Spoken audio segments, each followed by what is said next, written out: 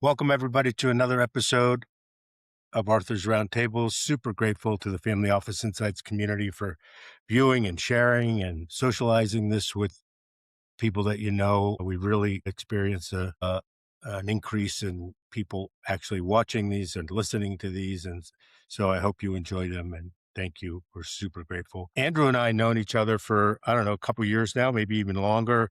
Sat down for a cocktail in Austin maybe a year and a half ago, and really skilled VC and good guy. So I'm really grateful. Andrew, thanks for joining us today. Arthur, thanks for having me. It's great to be back here. Yeah. And so we did an episode before, really looking forward to catching up, but I have to share something with everybody that I learned from you, which is many people might know, but I didn't know at the time. One of the things that in our many conversations that we talked about is that when you invest in a company, don't forget to put into the documents that you need the right to information post whatever happens, whether it's them crashing and burning, succeeding, they giving your money back, if it was a note, and putting into the documents that you have the right to get the information so you can reconcile whatever is happening next with your investment, which was really good advice. Yeah, I mean the information rights typically are granted to the VC in these legal docs. All kinds of rights and privileges, and information rights is one. I came up with, which I mentioned in one of my books, which I thought was counterintuitive, but can be life changing financially, is for the founder to negotiate information rights. You've got Arthur investing in the startup and you're getting information rights, and you realize that's not dumb, but the founder thinks I am the source of information. Why would I need to codify legally that I have information rights and access to the financials and an update of the company, and it can inspect the books? Because one day you as the founder might have decided to move on, Or or get you might have bounced been, out. Steve Jobs. People talk about Apple in between jobs. Like, he was kicked out, did next, Yeah. probably had no information rights. And if he wanted to sell shares in Apple and people didn't know, have access to because it was privately held, if it were, that would have been life saving for him to sell some of his Apple stock and fund next. So that's the thing. It's counterintuitive to think I need to negotiate information rights when I'm the damn founder. Yeah. Totally makes sense. Super smart. Anyway, I wanted to just mention that because it was one of the tidbits. And of course, I've read your book, is super grateful for it, and enjoyed learning from it. But let's talk about what's going on with VC, AI, how that all integrates. You've done a bunch of trips over the past year, socializing what you're doing and bringing some of the companies that you've invested in to those events. Let's update everybody about that. Yeah, I think people are probably getting fatigued about hearing about AI, but I was saying to you offline right before we started recording this that one of the things I have to tell everybody around me, including myself, is stop what you're doing. And can I be doing this on Claude or OpenAI or whatever AI that we have running inside of this company or in my life? And so, you just keep forgetting. Like, somebody asked me to make a graph visualizing what kind of returns and how long it takes or something. And I was like, dude, you take all this, upload it yourself, and stop telling people to do something like that. You should be using AI and make a cage match of Anthropic's Claude fighting, Sam's OpenAI ChatGPT, and see which one, you're happier with. But I would say since the last time we spoke, I decided, all right, I think I'd be stupid to not put some of our venture uh, fund for money into OpenAI, XAI, and Anthropic. And now XAI is merging with SpaceX. And normally, my perspective is we're the early VC guys. When an exit happens, when the company gets sold or IPOs, there's usually a piece of paper that I always request if they don't give it out. I say, I want to see what multiple the pre-seed investor made, pre-seed 2, pre-seed 4, whatever it is, series A, series B, series C, series D. And I love seeing it. And what's always clear is that now it doesn't show how much money the pre-seed guy lost on the companies that went to zero, but it says like, hey man, we made a fix on that. So $1 million in, $58 million back. Woohoo, that's great. The guy ahead of us made like 100 and X. Wow, good for him. And he just wishes he written a bigger check, but he's probably got 200 others that went to zero. Right. That's dragging that down. And then you see like the final guys that you think of as the biggest name in VC, they made like 1.0. And if you figure in that they had a 2% management fee times 10 years, they lost money. Yeah. They lost money on that. Now they wrote a check for 150 million at some crazy decacorn valuation, and they're getting management fee on that, and they're not short of cash. They're Right. making a lot of money, but they lost money for their fund on that. And so I've always kind of been like, the delta between entry point and exit point should be big enough that we're able to really outperform the market. And there should be a premium for being somewhat illiquid in a venture Totally capital awesome. fund. And so if I'm just delivering 1x as a monster fund, I'm losing money to inflation. So people are always saying to me, Andrew, I've got some SpaceX, some Anthropic, some OpenAI. Do you want to buy some of that personally or from your fund? And I've stayed away from it. And then all of a sudden I said, if I've got direct access to buy some SpaceX, some OpenAI, some Anthropic, some Replit, and some of these mega names that maybe not everyone's heard of, I think my LPs would not hate me if I managed to get them into a spread of all 4 or 5 of those. If I've got access to Anduril, I mean, we've been the seed investors and guys that were the first employees of Anduril. If we're like the only guys with access to that, maybe I should get a little bit of my fund money into that. And so we started talking more and more to VCs about discreetly selling us some of this without any negative signals and structuring it so that we don't get ROFR'd and there's no transfer permission getting blocked on From transferring the the stock. company. That would Palmer Luckey's just lucky. He's smart. It's just unbelievable what he's done. He's moving so fast, right? Yeah. Yeah. I mean, he's taken everything from his past experience and rolling it all into it. I mean, I remember in the beginning of my career, saying, are people willing to work in military y- y- you know, applications. My very first job out of undergrad was I was a Unix headhunter. And so we had like all these keywords. And one is yes, thumbs up, thumbs down on doing anything that's got a military application to it. And it must have been like 4% of software engineers were willing Is to that do it. right? Really And that's low. just the engineers. Yeah. And if you talk to the VCs typically said, do I want to give myself a financial incentive for the world to go to war and for our country to go to war? And people kind of said like, I just don't want to wake up in the morning and be like, Halle Burton, or, Dick Cheney being like, let's go to war because I get a clean I two get million off. per tomahawk. Yeah, right. But on the other hand, you think I've paid a lot of money in taxes. I don't dodge any taxes. I pay all my taxes. You're financing the Department of War. Do I want our aircraft carrier to all get sunk by a bunch of Chinese subs in the first 3 minutes of an outbreak and it looks like Pearl Harbor, everything's in the bottom of the ocean? Or do I want Palmer Luckey to have completely reinvented underwater warfare? And he's got all these baby drones and these baby subs, and they're all flying around and they can flick a switch if we're losing and put it on auto, AI kill mode. I mean, I'm actually less worried about our aircraft carriers all getting sunk in the first 5 minutes. I think it's fundamentally the defense of the nation, like we want to be safe. And the other thing that Palmer done, he just started a de novo bank. We're big fans of Mercury, which you're probably aware of.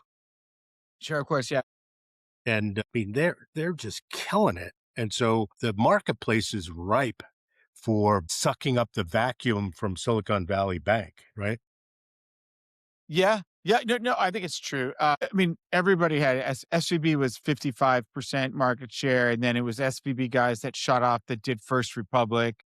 And then the guys who were at Square One and Signature and all those guys, everyone can be traced back to having had the white gloves where you get a limo in front of your house on your wife's birthday as your bank. And then when the run on the bank happened and we're all kind of like had to put money in big four banks for a short period of time, Any even like the JP Morgan guys I mean, I don't want to say anything bad about anybody, but it was a very shocking experience to go from the SVB or excess SVB guys yeah, to anything else. right. I mean, all that stuff should change. I mean, like, I can't believe, I mean, VC is about timing, and I'm sure wrong about a lot of timing. I've been saying for like a very long time that I can't believe Visa, MasterCard, and Amex are taking a tax on so much of all the purchases that are going on. And it is so solvable that even the idea that the merchant has to wait to For see the their money money. clear into their Right. account Yeah, it's crazy. should all be instantaneously crypto. So, I'm wrong repeatedly, but I can't believe that didn't happen the week after Bitcoin came out. Look, I don't know that much about it, but Ripple's been trying to solve the SWIFT problem, and then you got the whole international. We actually don't suffer in the US like other countries suffer about transferring money. So the pain points aren't that big with us. All right. So they clip a few cents. At least we know the money's going to get there. Right. And that's why crypto has become so popular in other parts of the world, is because they can trade outside of the system, and it's, more or less instant, but we'll see what Yeah, happens. it's always been the case. I mean, somebody who's got like their money, Americans that are all dollarized just don't care. Whereas if you've lived through hyperinflation in Argentina 3 times and you're under 50, you're like, hey man, this makes a lot of sense to Makes me. a lot of sense. Yeah. These stable coins are changing my life, and then people that move money around. Yeah, so international people also like West Coast VCs didn't really understand the economy, in my opinion. Like Greg Kidd, you mentioned Ripple. Greg Kidd tried getting me into Ripple to invest in it when he just joined as employee number 13. And that's one of my great regrets, obviously, that I didn't, do that. But he was working at like the Fed. So I mean he understands like the economy better than your average Sand Hill Road, VC. But I would say where we normally stay away from that late stage type stuff, we're at a moment in history that we're so excited about the growth potential of SpaceX merged with XAI, with Anthropic, with OpenAI, with Anduril, with Replit, and all these life changing. We're investing in all of them now. That's so great. Do you see OpenClaw staying, because it's open source? Like, how do you monetize that besides using it? You probably can't.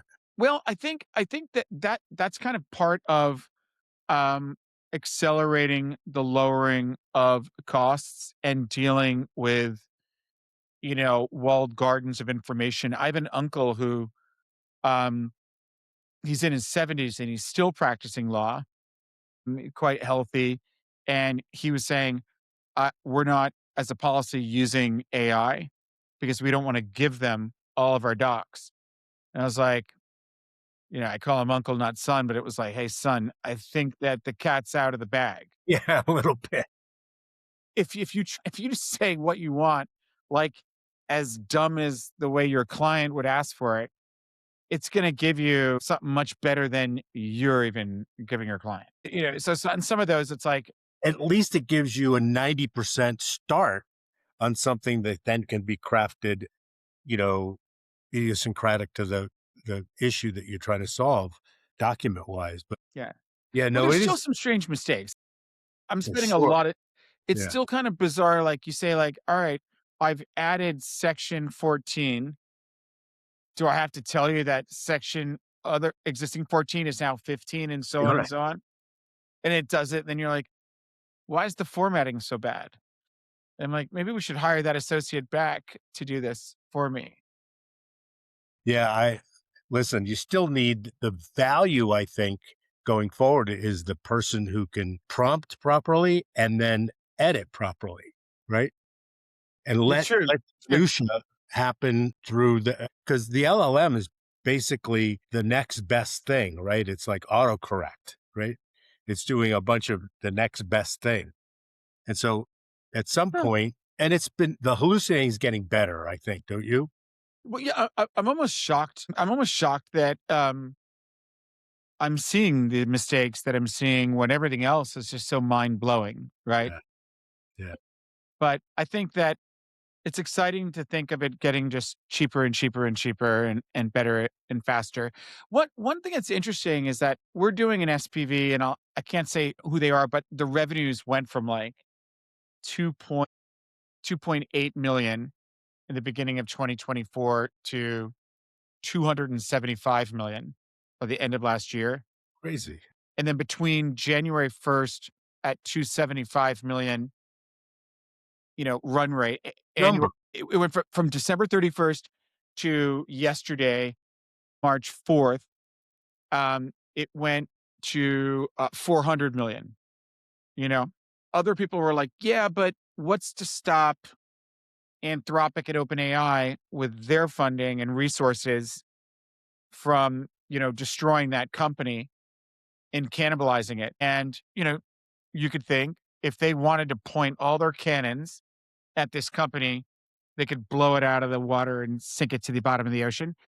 And it occurred to me that when when we started investing in startups that were running on the closed source OpenAIs and Anthropics of the world, we were worried, like, what if they raise the price on you? Right. Like you are, like your motor runs on gasoline and you're only getting it from them. Um, What if they cut you off? And they started saying, well, we've already successfully moved across these multiple different paid for LLMs, and we didn't have any interruption whatsoever to our product.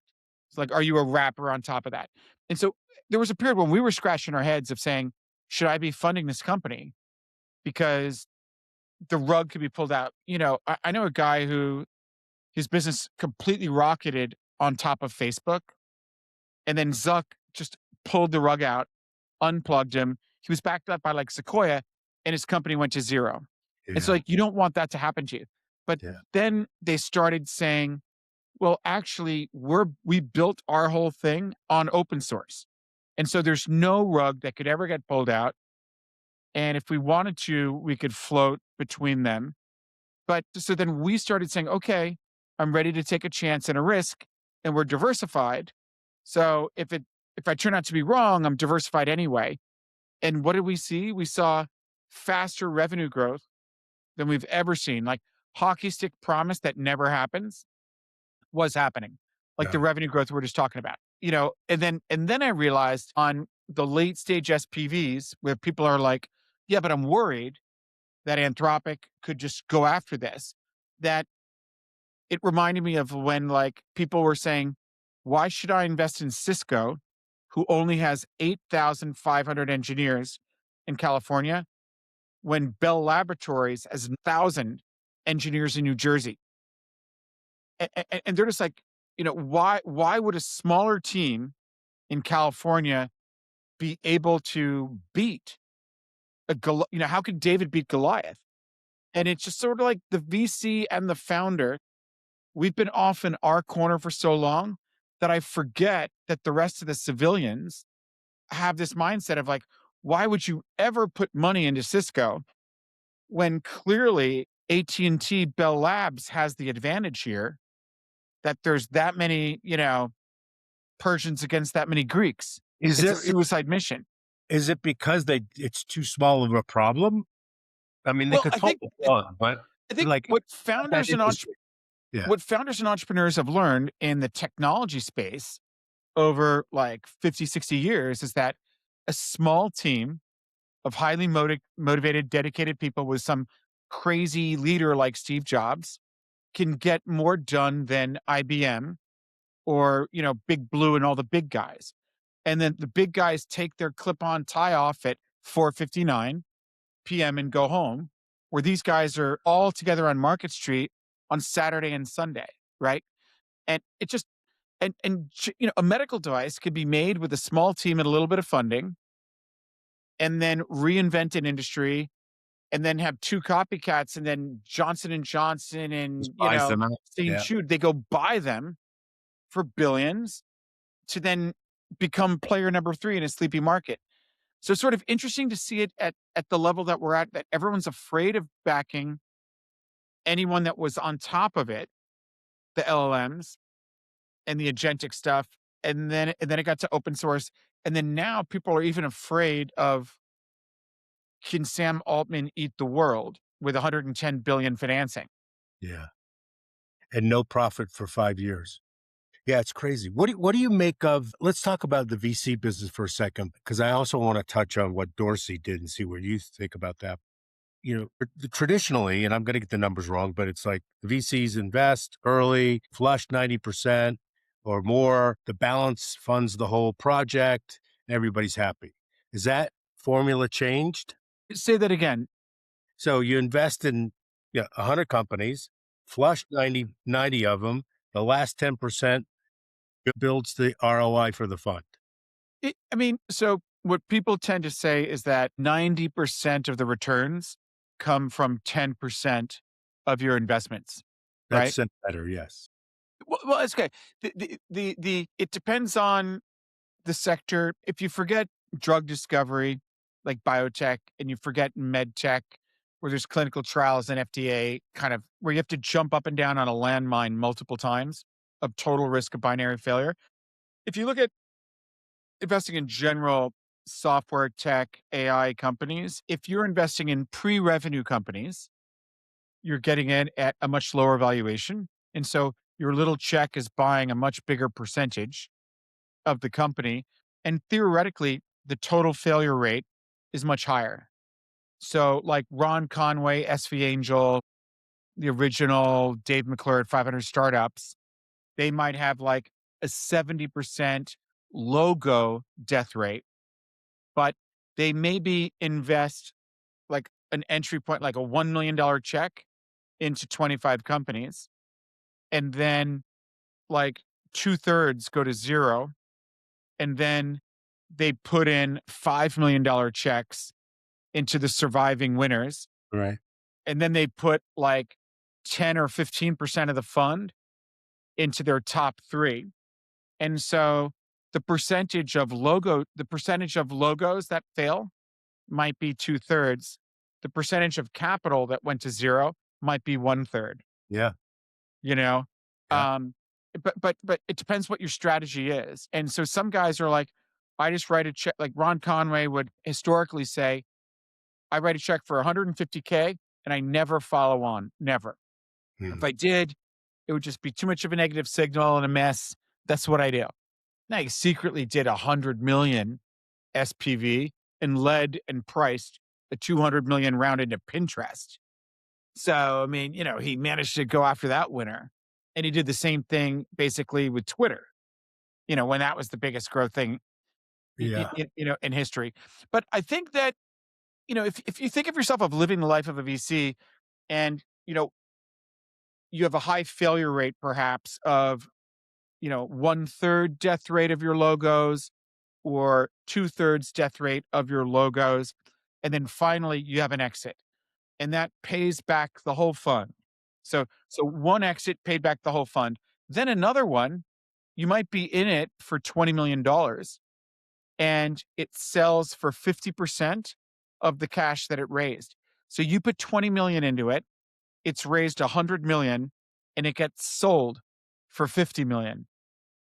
Theoretically, if there's no carve out for the founders, 100% of the exit consideration went to pay back the liquidation preference X, and you got 50 cents in the dollar. If I'm already in carry and I get $10 million back, my LPs may have already made 6x.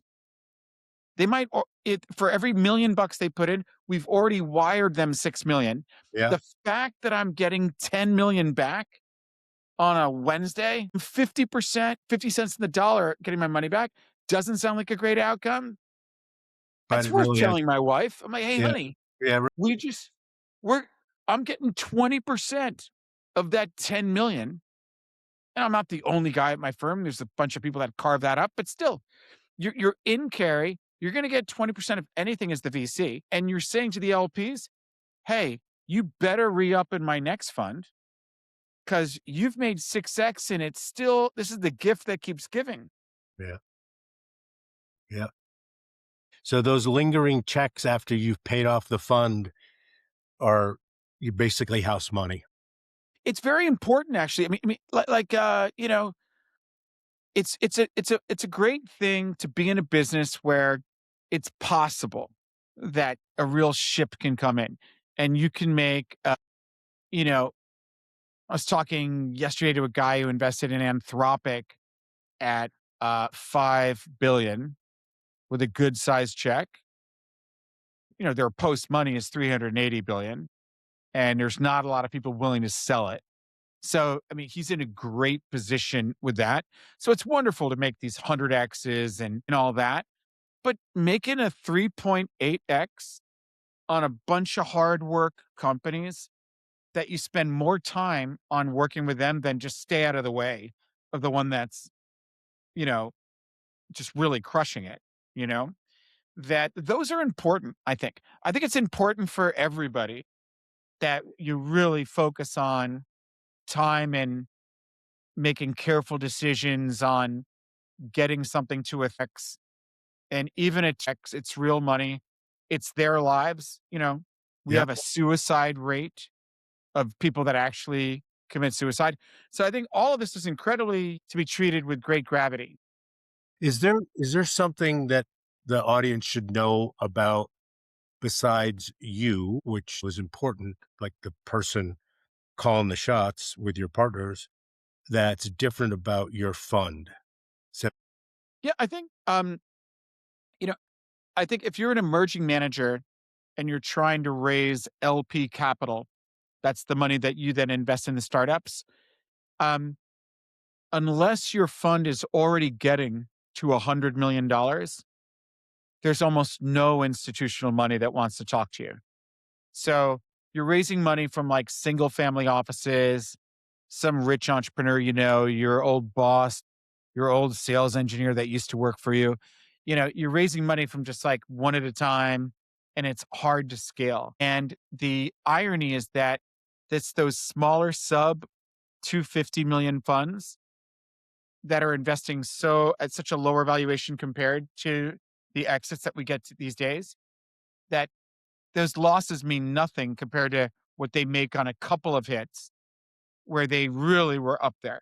Remember, like the spreadsheet in the end that says the last guy in, who's the most famous VC you heard of, lost money on that, yeah, but he's not going hungry this Christmas. I mean, trust me, he totally. made a management fee on this like 150 million check.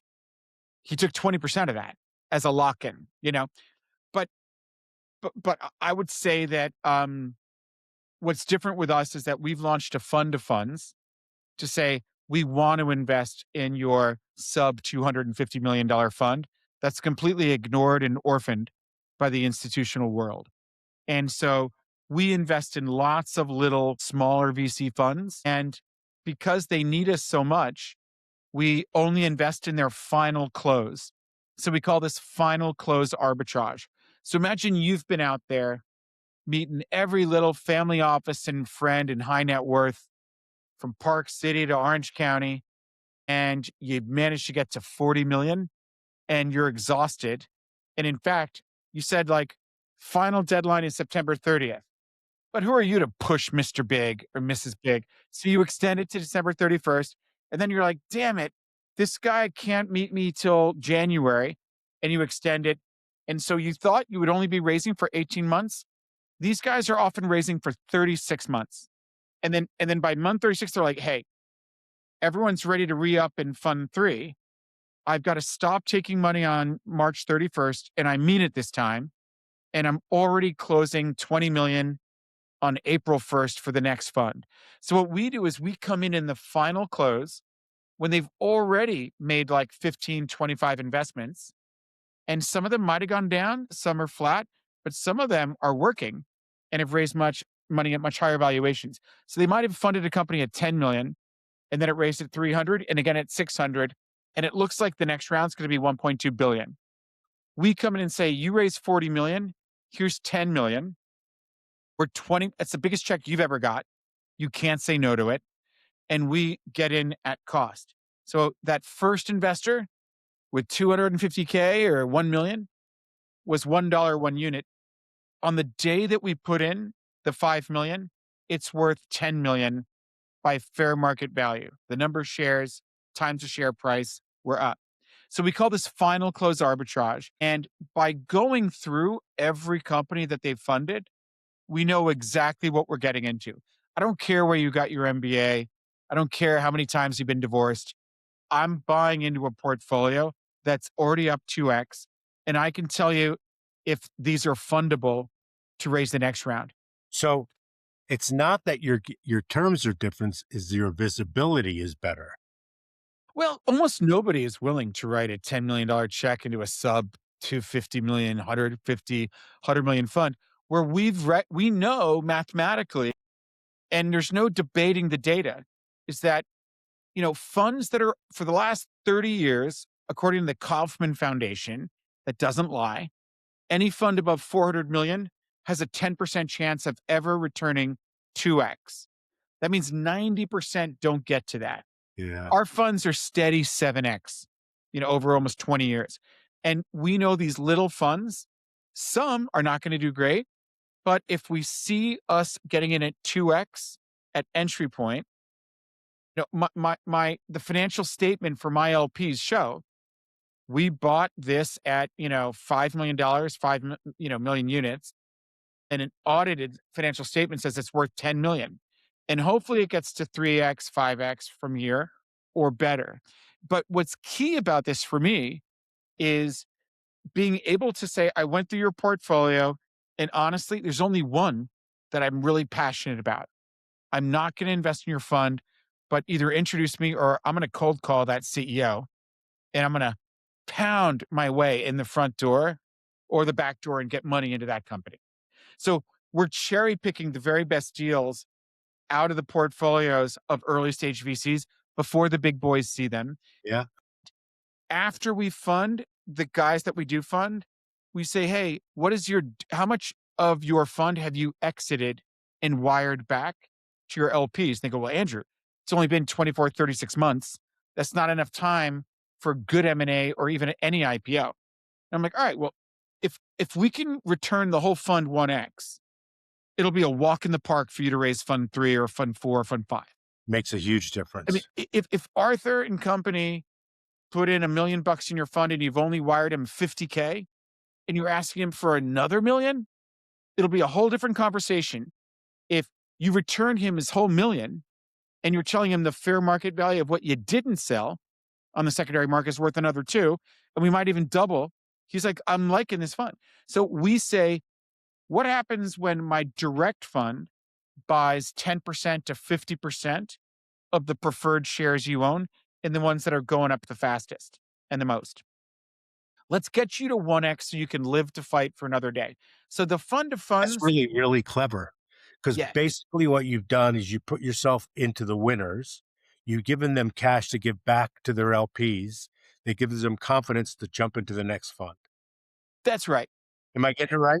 That's right. And then the latest thing that we're doing, because we got excited by investing in SpaceX and OpenAI and Anthropic and Anduril, and Replit and these kind of guys, we've said, why don't we create SPVs and make them available to RLPs to put money on a deal by deal into companies that look like they could IPO this year or next year. And they are growing, and it's a like generational thing to see companies that grow like these leading mega cap privately held companies. How do you source those shares without tripping all kinds of shareholder company issues, ROFR, the stuff? Great question. So there's and people that are financially literate on a lot of the economy are extremely financially illiterate on this, and they're actually shooting their brains out and causing self-inflicting wounds without realizing it. Like a family office out of Singapore says, I want to be direct on the cap table. And I'm like, you want to be direct on the cap table of Anthropic? That means, are you already on the cap table? And if they say no, I'm like, well, this is just not going to happen. You're going to spend a lot of time and the company has to give a permission. Like if Arthur invests in my VC fund and you decide you want to sell it to your brother, I have to authorize and permission that sale. Now, if your brother's not part of ISIS and Al Qaeda, I'll be good with it, but it still has to happen. And when you're a phenomenon like Facebook, Facebook didn't want to go public. They realized they were in violation of securities law that they had more than 500 shareholders. They had thousands of shareholders, not just more than the 550 or whatever it was back then. It's expanded. The SEC expanded that. But so number one is, can you get permission? Do you have written permission for the company to transfer stock certificate from this guy on the cap table to you? And if unless you are some wizard with a magic wand that delivers Indonesia or something like Temasek, Not going to happen. you Plus, better be the a sovereign wealth fund and not yeah, to get permission on that. total. Yeah, it's just it doesn't. I've seen it in action. It doesn't happen. Everybody's taught secondary this, secondary that. It just doesn't happen. But you asked about ROFRs. So let's say that you are Temasek and it gets permissioned and they say we want the sovereign wealth fund of Southeast Asia, Singapore in this deal, and that's good. Then everybody like me that has major investor rights and has a right of first refusal, a ROFR, I have typically like it could be anything from 30 to 90 days to either exercise my right of first refusal and buy the shares at the same price and terms as this outsider, or I have to waive my right of first refusal, my ROFR. Would you want to negotiate with a company whose revenue was 2.3 billion in the beginning of 2024, ended 25 at 275 million, and in the first 2 months of 26, they're at 400 million revenue? Do you want to wait for 30 days for all the insiders, who by the way have multi-billion dollars of AUM, to see if they can raise a special purpose vehicle to exercise their ROFR? Because when if you don't get ROFR, then uh, the the seller is not going to sell to you at that price anymore because their Right. revenue is popping. Yeah. And if you do get ROFR'd, and most of these companies have a ROFR price. So imagine Gordon Gekko is the king of the insider traders, who's on the board, who's been with the company since the beginning, He's holding all decides the to cards. not ROFR you. Yeah. That means that they think that's going to IPO at a lower share price. Hmm. So congratulations for being the only person with conviction to think MySpace was going to beat Facebook. Right. Exactly. All right. So now tell us the secret. How are you pulling it off? Well, so so there's direct to cap table where you need a permission from the company to move the stock certificate. Then there's, the battle of not overpaying the ROFR price or getting ROFR'd. And then you're dealing with people that have bigger access to money probably than you do. And they have better information. It's like buying a used car. The seller knows if it was in an accident, you don't. And who knows if he's telling the truth, right? The thing to do is that in a perfect world, a VC fund like mine, we funded the company in a primary. So we are on the cap table. We own the preferred shares. Then we decide we're going to sell 10% of this and 20% of that to return all the money to my LPs so that it's a walk in the park to raise the next fund. I'm highly motivated to sell something early. And I love to quote, I quote in my book, the quote before my M&A chapter in my first book is, I made most of my money selling too early, said JP Morgan. So I'm a Right. big believer that there's a lot of wisdom in selling too early. And so we're highly motivated to sell something, but we don't want a negative signal that 7BC Venture Capital is selling right before the IPO. That could be material and go into the actual S1. And we're damaging. A lot of people are going to get very upset if they see us selling. So we typically would make a special purpose vehicle that's underneath the same fund structure, and we sell the shares to the SPV. But because the The stocks are, SPV has new LPs in it. yeah, and then a subset of the LPs in our fund have first crack Yeah. at buying that. And so I actually say to my LPs, "Hey, Arthur, I just sold 10% of our position in this mega cap company that we were in at nothing. Option one is I make a cash distribution to you, and I'll remind you that I've returned the whole fund now. So I don't want spousal blocking on you re-upping in the next fund. And option two is you're like, if the company's raising 100 million round, they're going to double revenue in 12 months. They 4x revenue in the last 12 months with very little money. If we drop 100 million of funding, it's going to do more. Recycle me into the SPV with no fees. So that's, and there's no tax. So that's option two. Option three is I recycle you and you're saying, I want to invest now that the huge crossover funds are in this. They're going to invest in the IPO and hold it for doing nothing like hedge fund people.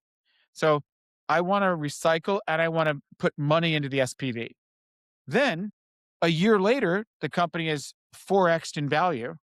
And you're thinking, I'll take my SPV money out, Principal money out. Yeah. my principal money out, and we make another SPV. So in the parlance of the secondary world today, people say direct to cap table, and I'm either invested in the primary or I bought preferred shares on the secondary market, permissioned and didn't get ROFR'd, and you better make a case.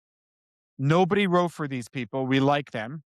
The second thing is that your L1, layer one special purpose vehicle, SPV, that gets distributed the shares when everything goes to common after the IPO or when there's exit consideration. And so this is worth knowing. When I don't think most people understand how layer one, layer two works, that when there's an M&A exit, and it could be all cash, it could be a loan and interest and really complicated. When the exit consideration is paid to the shareholder, if they have a properly drafted legal agreement with the SPV, which they might be the sponsor operator of in an ideal world, that the exit consideration is paid from the fund that receives that money to the SPV. Yeah. And there's no Zuckerberg that can stop that from happening. Then, if you had a layer two SPV, which could all be just 7BC, 7BC, 7BC, my fund, my firm, or it could be somebody else. It could be Arthur's Roundtable SPV. You make an SPV because we're friends and we hang on. And then you go and raise some money Yeah. to buy out our layer two. So there could be three layers. The big question a civilian says, I don't want to be in a layer three. I don't do layer three. I only do direct to cap table. Yeah. I'm like, Good. you're shooting yourself in the head, you moron. Yeah. Not only that, move on, like, if you don't get it. So here's another question, right? Super smart, by the way. I like it. How do you get to a price to sell the shares to your fund of the shares that you have of that, whatever it is, to the SPV? Where do you get that valuation? Great question and a really clear answer. When we're selling to ourselves, we go with the share price of the financing. So if we put in, money on a convertible note or a pre or post money safe, and then it converts into Series A preferred, we have a price per share. Then we're probably not doing a secondary after that yet. We're up, but we're not up enough to be selling.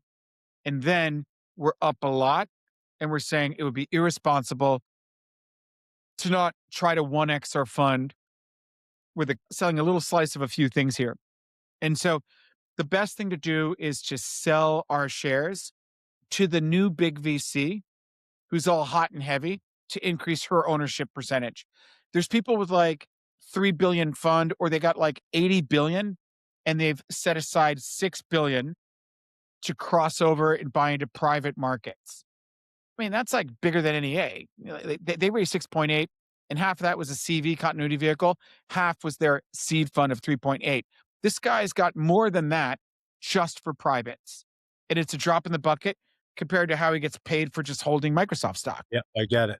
And then you've basically obfuscated the nonsense of trying to go direct. So the argument, like you said, shooting yourself in the head to go direct, it's just not going to happen. You could burn up all kinds of calories, all kinds of legal issues, and you'll never get there. The thing to do there is that if you're a big enough check writer, try to get in on the primary, you know? And one way of doing it is that we might have said, we've already got 15% of our fund in our winter. Remember we talked about like logo loss Yeah. versus Yeah. Yeah. percentage of the fund loss that we might have hit by portfolio construction in a spreadsheet. We feel stupid. We might have even stated in our operating agreement, we will not put more than 15% of your money into one asset. And then now I've got a pro rata to invest 50 million in the next primary and I don't have the money and I haven't raised enough and I'm struggling to get that money up. Say to, friends of mine, say, does anybody want to invest in the primary? Yeah. And I do. so put money into an SPV and then I put the money right in the primary. Yeah. And now you're good. There Yeah. might be a senior liquidation preference for the last round. Like I have no idea, but I wouldn't be surprised if the 110 billion that's going into OpenAI gets paid out before anybody else, Anybody else? Yeah. which only matters in a world of M&A and the only exit for that company is IPO. So Is that means nothing because nothing. everything will convert to Great. common. And then from the economics, and this is in the spirit that it's meant that can you make money on the SPV? Just your carry there? Is that enough money for you to make on the SPV? So people are doing this in different ways, and I'll tell you like what is happening is that some VCs will say I bought shares in Anthropic at 5 billion and then I managed to raise an SPV to be in the primaries and frankly I'm investing at the share price that the board has agreed to issue stock to, approved primary investors, right, to fund the company. But I'm going to use that stock price to sell some of my shares that I bought at 5 back then. So they raising at 350 billion. He was in at 5. He's going to sell, he's going to sell some shares there kind of like at that price. Yeah. Um in that case, he's selling shares at a gain. He's selling at either 350 or 380 billion where his cost entry point was 5. So you would think that this person would say, I'm happy with the gain I've made for my LPs, making a distribution, and I'm in carry. But you'd be shocked. These boys are greedy. And they actually say, Andrew, I'll sell it to you at 380 and I'm taking a 4% fee if your SPV check comes in below 50 or a 7% fee if it comes in below. We might negotiate that down to 5. And I want a one-time access fee of 4 if it's above. So he's actually, as they say in New York, getting paid coming and going there. Yeah, I'll say. Wow. But we might have been lucky. We might consider ourselves lucky to be getting that deal. Just like Stevie Cohen, you know, charging 5 and 40 because he could, right? Right, right. And then you got what I call the broker cesspool. And that's like a daisy chain of somebody, has an MBA from some school and he puts in the chat, does anybody know anybody? Yeah, man, And that then all of a sudden you're talking to people that they you say, never live I long have a enough for that to happen. say what? You never live long enough for that to happen. Well, I remember I was actually trading secondaries under a BD back in like 2006, if you can believe it. And like at one point we had somebody calls me up and said, "Hey, I see you're friends with Brian Cohen because you guys were on stage at some event. Now, could you ask? I know he's the original angel investor in Pinterest, and you guys look like you love each other. Could you get me? I have a buyer who wants to buy 200 million at Pinterest, and we want to do a 50 million purchase first. And if that goes through, like proof of life, like a Bitcoin trade, we'll immediately do another 150." So I call up Brian. We get it together. We have 200 million of Pinterest inventory to be sold. And then later that afternoon, I get an email from the same guy saying, I have 200 million of Pinterest and we want to sell 50 million first. And I Yeah, was he like, never hey, had the idiot, customer. like you're trying to sell me the dope. I'm your drug dealer. I'm your All right. source. Where do you think you buying this stuff? It's from me. And I was like, have a little bit of, organization to not email me that. Yeah. And so he was fishing for inventory when he had And no he had no buyer. buy.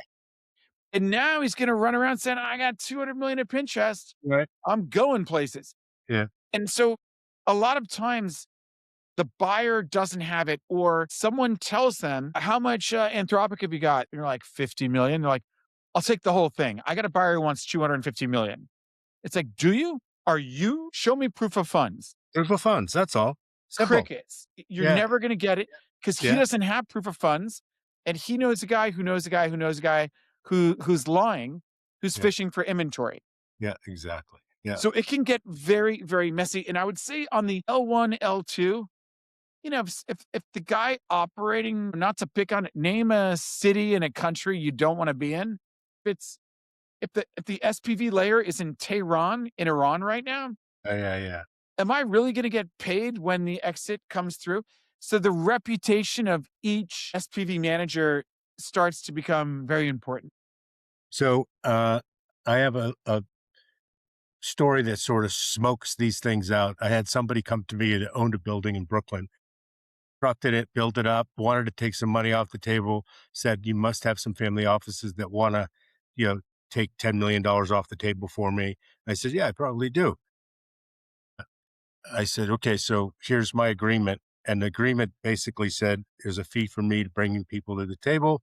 If they trade, my fee is X. And if you don't pay me, the penalty is 3X.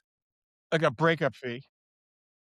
Yeah, it was basically if I have to sue you to pay me and I win, then you have to pay me 3X my fee.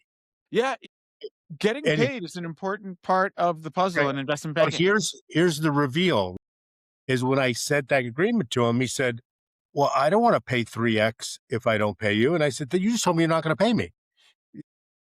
Yeah, that's a very So, interesting clause to test people out. right. It's just like, so that was the end of that.